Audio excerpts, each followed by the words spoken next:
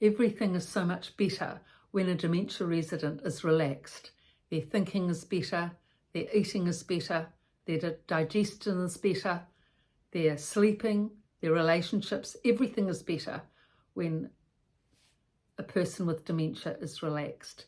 Now, this can be difficult, especially initially, when the person is admitted into a dementia facility. The fight-flight reaction can be at quite a high level.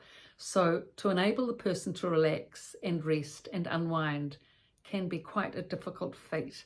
But that's why it's important that the bedroom is set up nicely in a way that they can relax in, with a comfortable bed and warm bedding and a warm room and a lovely view and nice pictures on the walls, so that they can sit in their chair and look out the window or look at their favourite picture and just take those deep breaths and relax and unwind, and hopefully be able to settle emotionally. That's the main thing. It's really important to try to get the person to be able to settle emotionally at that midpoint, rather than plummeting into depression or escalating up into anxiety. And support goes a long way in this, but especially initially, room setup, identifiable door, and direction orientation. So at least the person knows how to get to their room from the lounge and after meals, so that they can go to the bathroom or lie down and have a rest. At least that is the initial setup. And then after that, you can work towards the person becoming engaged in the activities and getting to know people. But there are various ways of being able to help. I mean, if you're finding that your mother, for example, is really uptight, then when you come and sit with her, just, get her to sit comfortably. Just say, Mum, look, I can see that, your breathing's quickened and that you're anxious. So I'm here now. There's no rush. I've got plenty of time. Just sit in the chair comfortably, lean back, relax the shoulders, and along with me, take 3 relaxed deep breaths. Breathing in and breathing out. Along with me, breathing in and out. That's it, Mum. 3rd breath, breathing in and out. Good. Very good, Mum. Now, this is a really good technique to do with all dementia residents when you can see that they're anxious, because no matter what the cognition or the communication level, everyone can take 3 relaxed deep breaths. And physically, physiologically, emotionally, it just starts to settle that tension down. And of course, there's many other ways of being able to get the relaxation going. I found that when I was the activities coordinator at the dementia facility where I worked at, I'd always get the people to take 3 deep breaths before we started the activities. And then the other thing that really relaxed them was singing.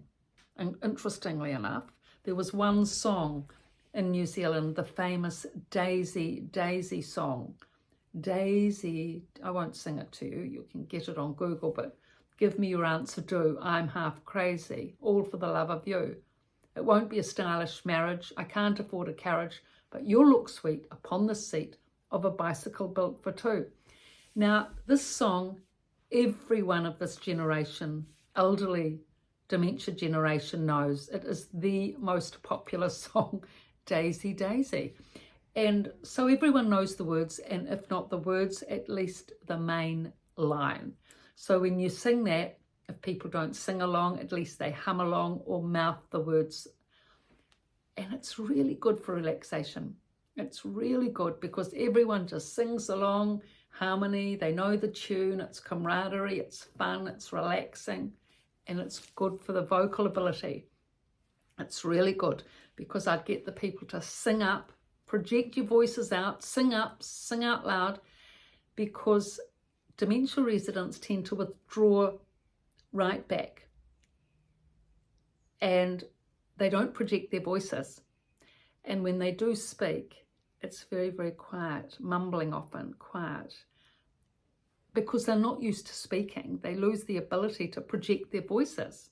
So the singing enables them to start using their vocal cords again and their larynx and the musculature. It gets the fitness back. So when they get confidence with singing, then they get confidence with speaking. It's much, much better. The speaking is a lot clearer and a lot more projected after singing than before singing. And the other advantage being they're relaxed as well. They've had a nice sing-along. They've enjoyed each other's company and they've had a bit of fun. Of course, the fun factor is an important part of this relaxation. If you present to dementia residents and it's all dour and serious, no, it does not work, I'm afraid. You've got to have a bit of lightness and laughter there because, as they say, we oldies like to have fun. And so they expected it to be fun, which is actually sort of, what is it, the prophecy, self-fulfilling prophecy. They want it to be fun, therefore you have to make it fun for them to engage. And so you become, you know, not funnier, but actually you become more lighthearted. I actually did find this at the dementia unit. I'd been a physio, you know, so all my life, right?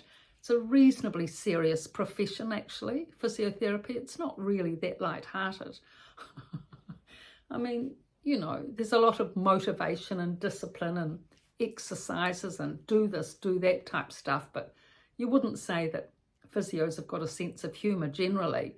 But when I came into the dementia unit, the dementia residents pretty much demanded that I be humorous. They said, no, you're funny and you should be funny with us and we like it. So that was when the old sense of humour had to start coming out to get the cognition going and the communication going and all this work generated. And as a result of that, bringing out the humour, of course, I began to really enjoy it myself, because when you get the sense of humour going, of course, there's always going to be a bit of happiness with that. And actually, not just me, I mean, dementia units are fun places. They really are. People that work there are working there because they want to and they wish to, not because they have to. Nurses and carers can get jobs anywhere. They're in such short supply here in New Zealand and globally. So to work at a dementia unit and to have the heart to do that, you've got to be a special sort of a person. And I actually find that most of the nurses and carers that have a heart also have a good sense of humour, and they enjoy the dementia resident sense of humour. And there's a lot of banter that goes on, which is actually the best part of the job in the end, having a laugh with the residents and having a good time, because it is demanding work, definitely. But if you can have a good time and a bit of a laugh, it really increases your capacity and resilience. So these are the ways to be able to relax. Now, the other thing in terms of relaxation is that the dementia residents like a certain amount of the day to be quiet, when they can actually have relaxation and quietness. After breakfast, they like relaxation music, and in the evenings, after the news and the chaser, they like the golden oldies.